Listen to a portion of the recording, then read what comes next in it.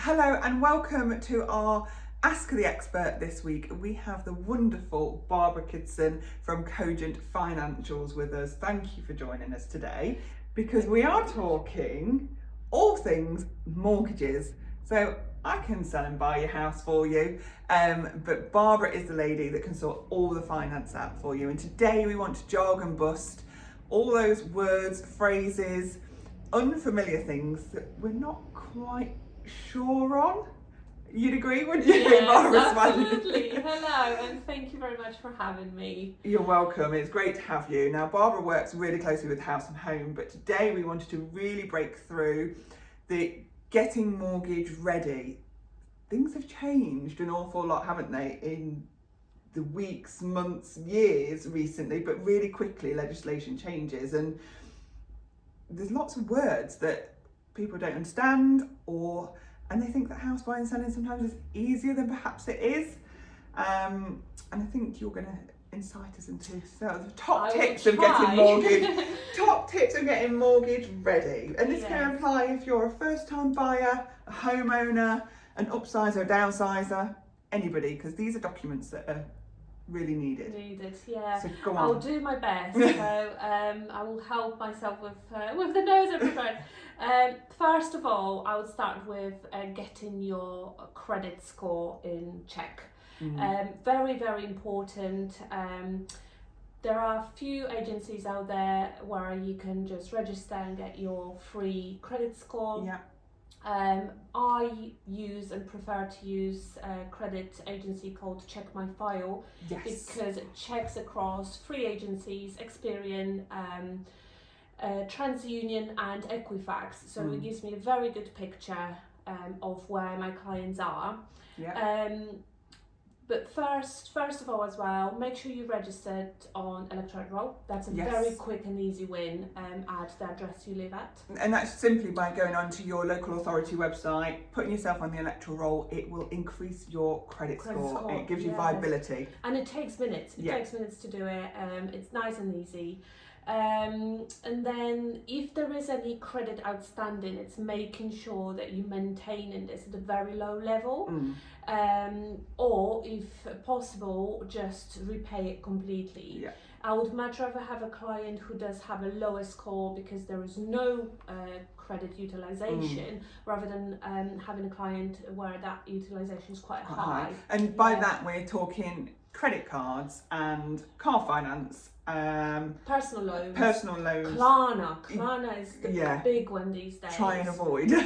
Yes, where possible. It's great to have all those options where we're paying for things, however they are affecting credit score quite significantly. Also making sure that there is no missed payment. So where possible, set up those direct debits. It's just nice and easy and very efficient way of paying for things. Even if it's just on the smallest amount, just so the payments are regular and you're not missing. Absolutely. It avoids any element of doubt and you can show a clear thread on your bank statement. That's right.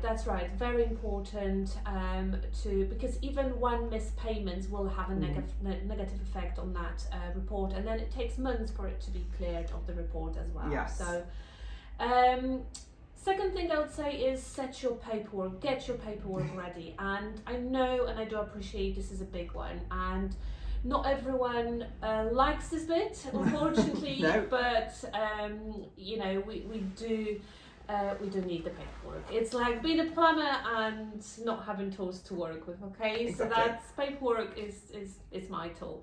And depending if you are employed or self-employed, will either require latest for pay slips. Yes.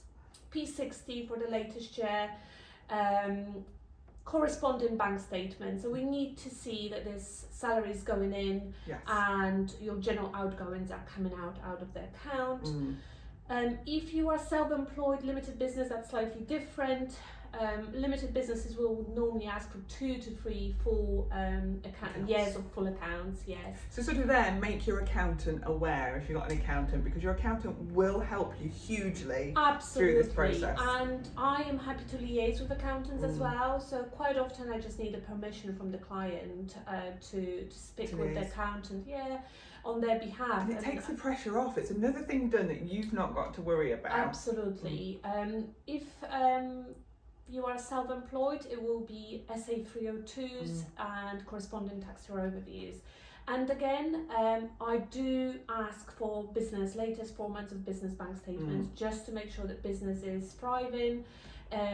If there are some issues, that's a great opportunity to discuss them with the clients. Yes. Okay, so again, I say this over and over, but I do play in my client's team. You know, I'm not against it, against them. You know, all those things will lead to eventually getting a mortgage. Using a broker is like your intermediary into that broker that's going to gear you up for absolutely everything. So having these documents ready. And I would say your ID documents. Yeah, so that's the next one, big one. So quite often again, clients just send a picture of the passport, which is absolutely normal. We live in a digital world, why wouldn't we?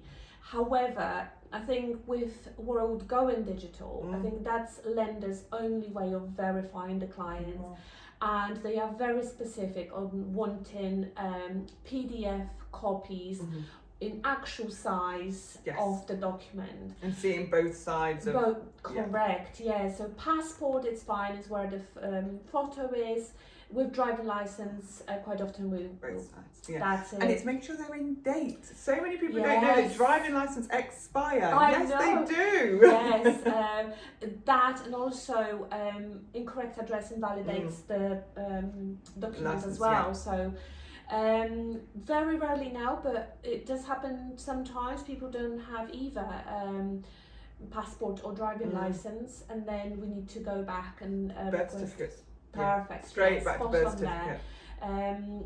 Proof of address, anything, council tax bill is perfect. Yes. Majority of local authorities do still send them out, and they're valid for a whole year. Yeah, and you can get them digitally on a lot of council tax platforms now. That's with the council tax. But your council tax or your bank statement and your driving licence all must have the same address on them. If they don't, there is a problem. So when we're verifying those documents, everything must have the same address on them. So if you've not got up to date with your life admin, that's a simple thing to do. And equally, if you've not got those documents and you need a birth certificate, you can just go online to the registrations website and reorder. £12, I think they are. Yes, yeah. And it takes about 5 days to arrive.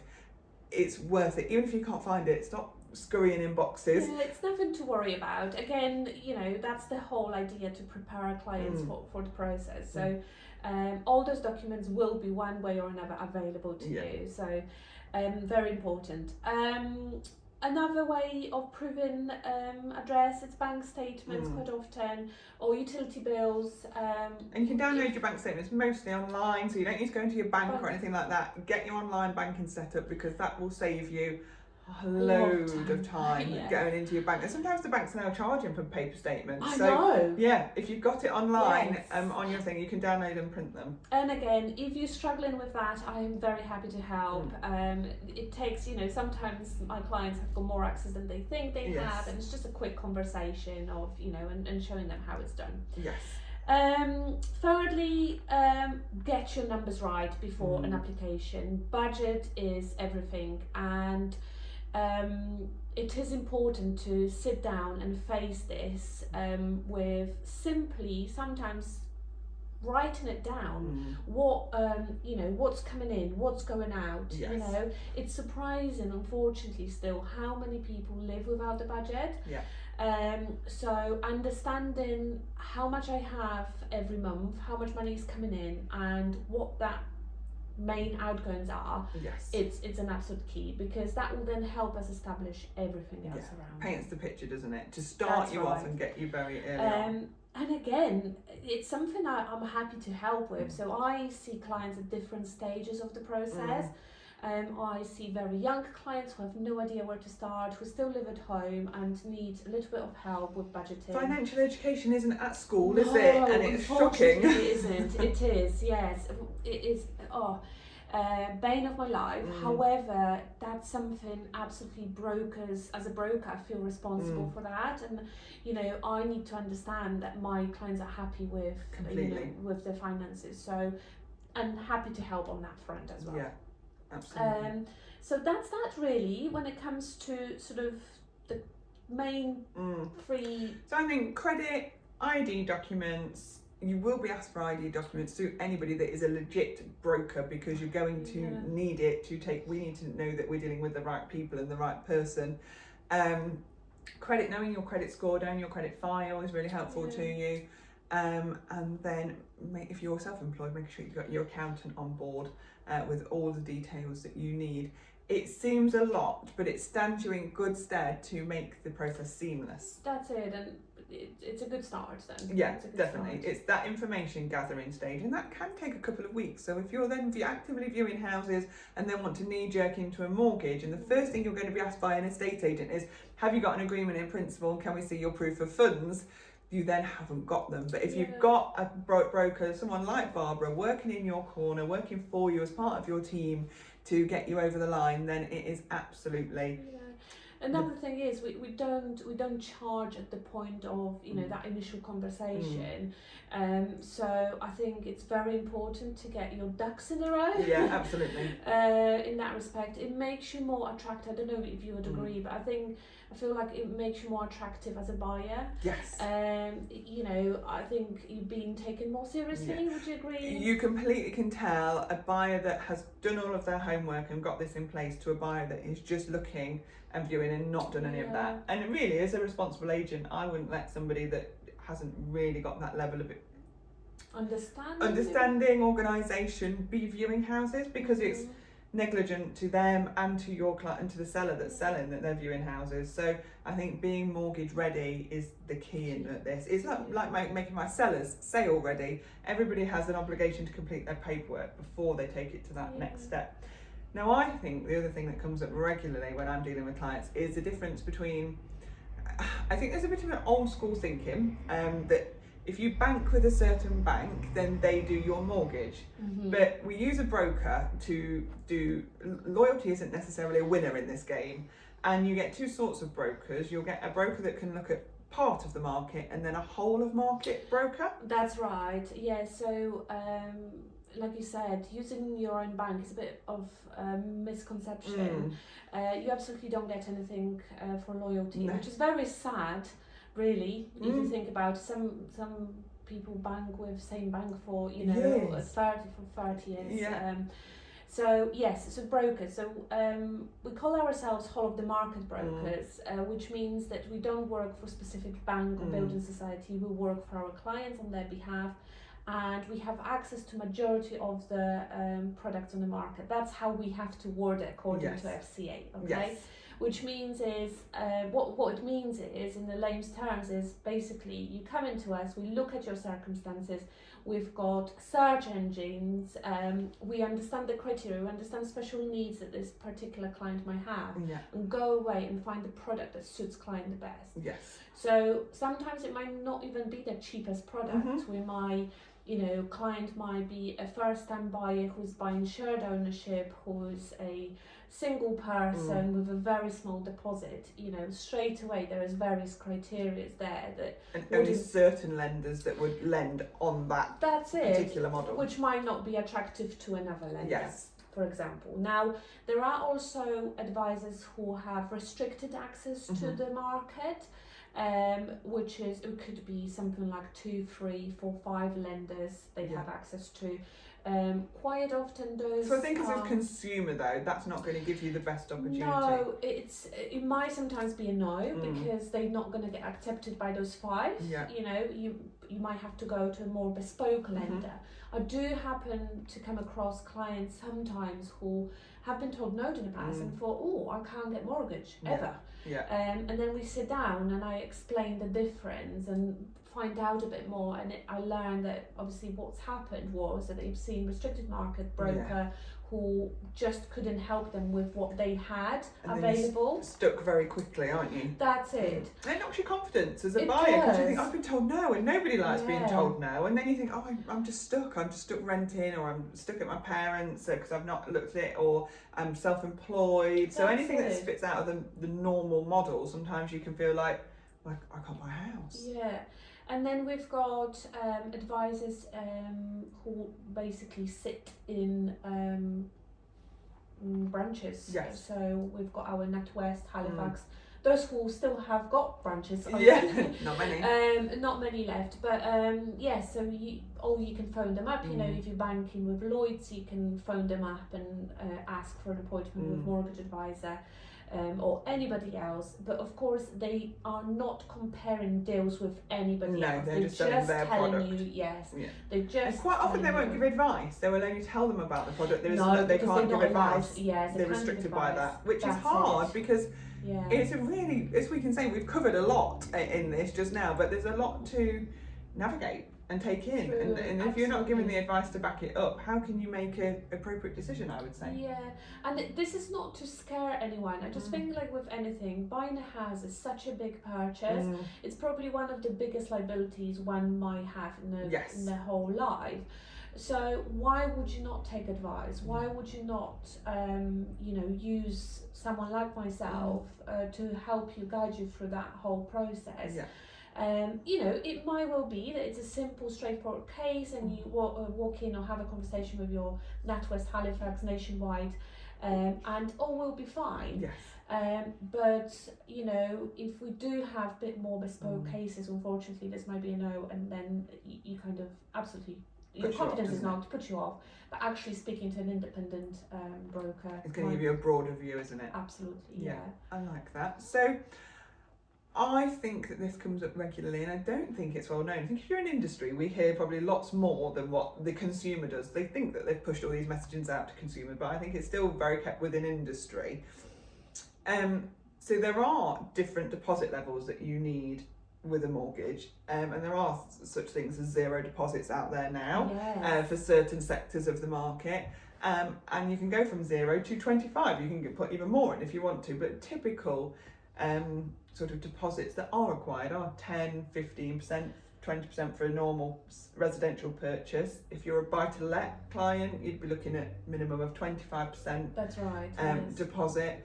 And that all varies, and it's, put it in monetary terms, it's a lot of money, isn't it? But there are so many schemes now with different rates, which we have to be careful talking about because it's all individual based. But there is a part of the market for everybody. Absolutely. There isn't much in the way of savings for first-time buyers. The only, I suppose, thing that's left is an account called LISA, Lifetime ISA, where someone who is, I think, 18 to 39. Oh, phone has died. Why have you done that?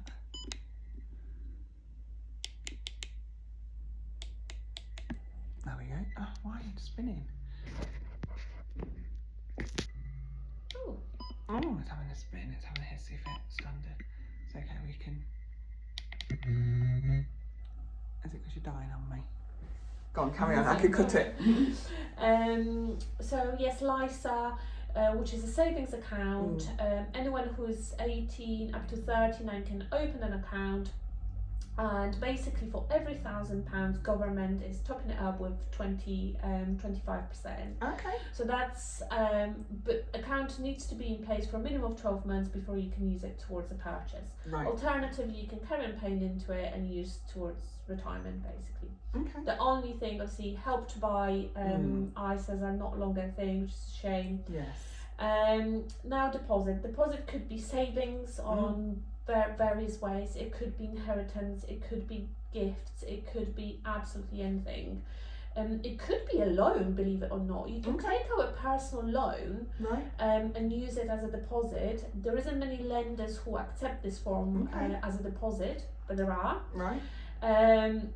Obviously then the whole affordability needs to adapt and the rest of it, so it's a bit more complex than that, but it's doable. Now 5% deposits for first time buyers. Like you said, where is the difference? So the more you put down, the lower your interest rates will be, okay? Yeah. Which then in turn affects your monthly payments. Yeah, absolutely. So perhaps start with the products with no deposit. There is a limited number of mortgage products on the market with zero deposit. Yeah. Again, there is a list of criteria that must be met. Yes. Please give me a call. I can talk you through Yeah, it. it's That's lengthy. another. Yeah, It's lengthy. That's another conversation. Then we have your usual first-time buyer 5% or home movers. Again, home movers I would think would have a bit more deposit available because Yes. quite often there's equity in existing property and so on and so forth. Mm. And then buy-to-let purchases, yes, minimum. If you can put down 20%, but you're looking at extremely high fees and interest rates. So putting 25 just buys you a cheaper rate, basically. Yes. Yeah. And that's exactly how it works. Interest rate change every 5, so 5% at the moment. So 5% deposit, purchase, 2-year fixes. You're looking at sort of 4.5 and above, depending if you want to pay fees or not. Yes. 10% deposit, you will see sort of 4 to 4.5 rates now. Yeah. 25, we've seen 3 at the front, so there are rates they're coming back. Yes, I think as promised, Bank of England reduced the base rate tail end of last year. Yes, which restored confidence in the market a little bit. And I think lenders are, the whole I think approach is very much we are trying to help. We want more first-time buyers. Yes. We want people to move. Yeah. So it's lovely to see. Yeah, it is. It's definitely helping. The market is stabilised. I did a market update only last week. I think mortgages are stabilised. The market, we're not going to break any records this year, but definitely stabilisation. The stabilisation is key and very traditional of the UK market and what we expect, because better things will come off the back of that stabilisation. That's it. I think obviously we have been spoiled during COVID with very low rates, and it is hard to come out of that. Yes. I had an interesting 18 months where I'm coming to the end of those 5-year fixes at extremely low levels, but to everyone's surprise, it's actually manageable. Yeah, it is. I think people, consumers, clients are very cautious now. They careful with their spending. So touch the wood, I didn't have any too much backlash from it. No, absolutely not. So it's nice to see that everyone. I suppose after a while you get used to the new norm, isn't it? New norm and managing, readjusting your sort of budget and spending. Yeah, definitely. No, definitely. I think we have covered a lot in that, an awful lot, but I think that it's really key nugget information as well, of just giving you surface level information, but for you to delve in and equip yourself with those 5 key points, because they are getting you mortgage ready, for you to have a conversation with people like Barbara who are going to help you on that next stage of your journey, whether you be a first-time buyer, a home mover, or looking to sell as well, because you will still need these documents when you come to sell. And it's really important to be paperwork ready, because it's all right doing, but if you're not paperwork ready, that's fallen at the first hurdle. But thank you for watching our Ask the Expert today. Thank you for joining us. Thank you very much for having me. No, you've been a breath of fresh air, really insightful, and shared some really invaluable information. So thank you very much for watching, and we'll see you all very soon. Thank you. Thank you. Bye. Bye.